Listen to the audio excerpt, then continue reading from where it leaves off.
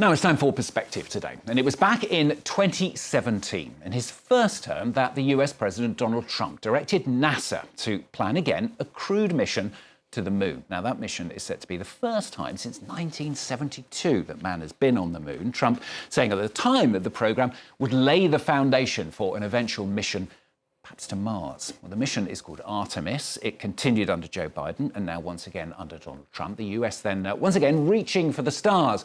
But it does beg the question, why has man not been back to the moon sooner? Well, joining me here on set is French astronaut Jean-François Clervoy. He's also a Venturi Space ambassador at Venturi, working with NASA on some aspects of the trip. We'll talk about that in a moment. But he himself has been in space 3 times, twice aboard the Space Shuttle Atlantis, once on board Discovery, a total of approaching 700 hours in space. And we've managed to find some images of you on one of the space shuttles. I don't know whether you can tell when we play those images in a few seconds' time exactly which mission it was. But tell us about the mission and why it is so difficult to go to the moon. Why has man not been to the moon for so long?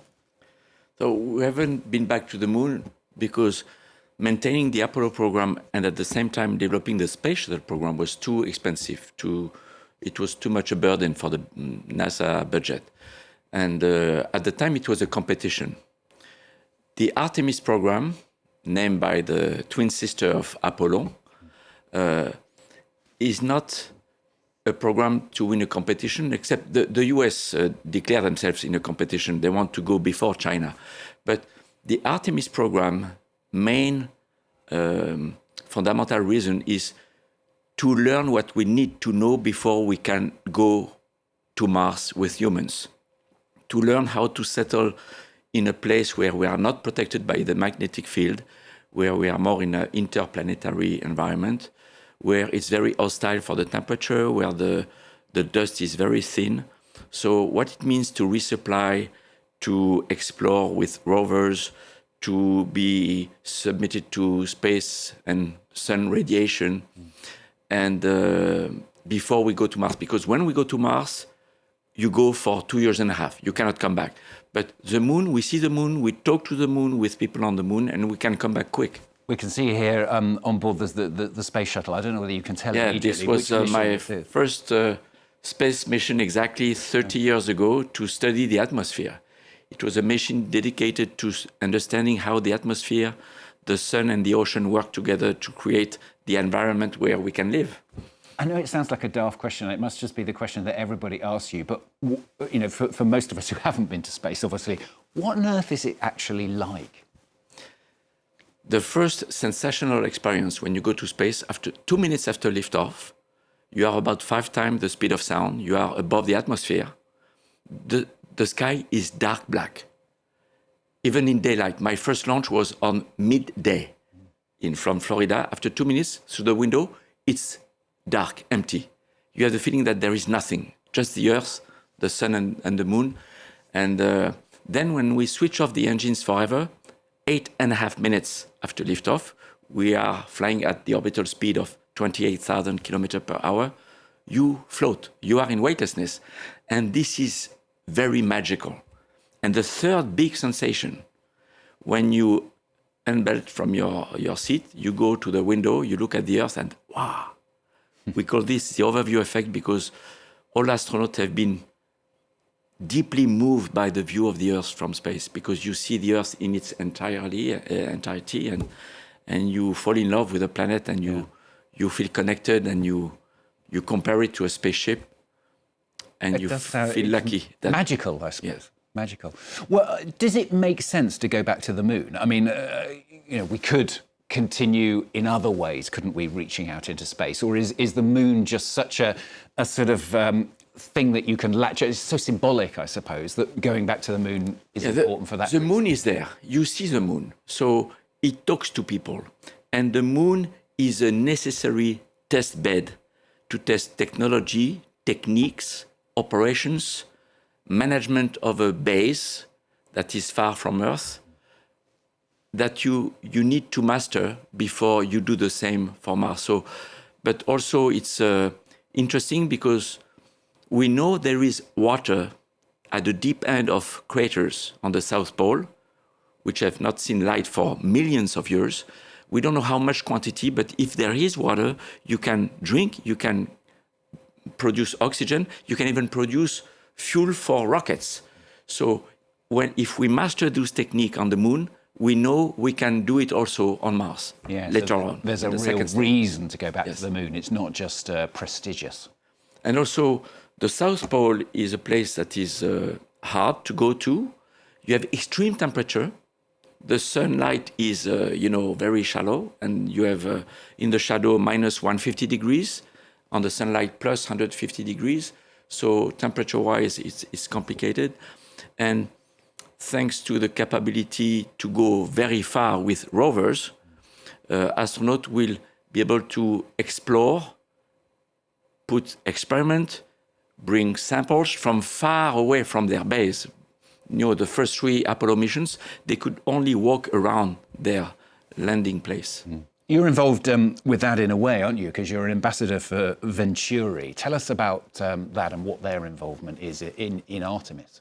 So Venturi Space is a Monaco-based company with, a branch in Switzerland, in France, in the US, and is a strategic partner of the US company Venturi Astrolab, which is making the most innovative and performant rover pre-selected by NASA to support the Artemis program. And here it comes, we can see it. And the rover will be able to carry 1.5 tons of payload, and will be able to climb a 20 degrees slope with very little slip, which is a big challenge because on Mars and on the moon, the dust is very thin, and if you don't have the right wheels, all the energy put into the mobility will be lost into the dust, slipping below the wheel. So it's a challenge, and Venturi Astrolab will be very visible next year because that will be the first rover to drive on the South Pole will be from Venturi Astrolab. So how exciting is this for somebody like you, somebody who's been to space? You've done it, haven't you? Let's be honest. But this is sort of something new, isn't it? It's like a relaunching of the world's space program. Astronauts like to see and touch flight hardware. And the flight hardware of those rovers from Venturi exist. So Venturi Space will deliver to Venturi Astrolab in the next few months the batteries and the wheels for the first prototype, the Flip, to fly in January 26 on the moon. And astronauts, they like to see machines that work in space. Our job is to remote control them and sometimes to be on board, like the Space Shuttle.